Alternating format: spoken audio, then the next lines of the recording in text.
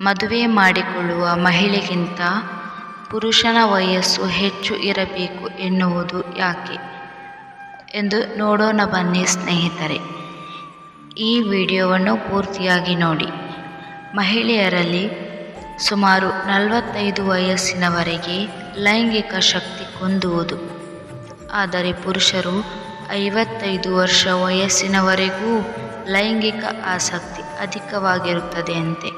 ಅದಕ್ಕಾಗಿ ಗಂಡು ಹೆಣ್ಣಿನ ಲೈಂಗಿಕ ಜೀವನದಲ್ಲಿ ಸಮತೋಲನದಲ್ಲಿರಬೇಕಾದರೆ ಹೆಣ್ಣಿನ ವಯಸ್ಸು ಗಂಡಿನ ವಯಸ್ಸಿಗಿಂತ 10 ವರ್ಷ ಕಡಿಮೆ ಇರುವುದು ಉತ್ತಮ.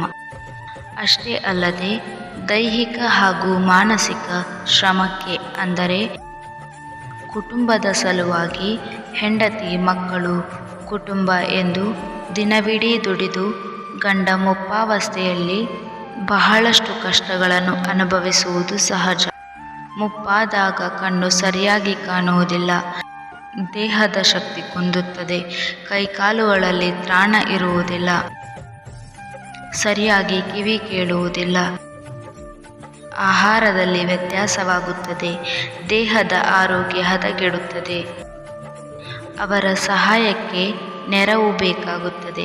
ಇಂತಹ ಸಮಯದಲ್ಲಿ ಜೀವನ ಪೂರ್ತಿ ಸುಖ ಸೌಭಾಗ್ಯವನ್ನು ಒದಗಿಸಿದ ಪತ್ನಿಗಿಂತ ಉತ್ತಮರಾದ ಆತ್ಮೀಯರು ಸಿಗಲಾರರು.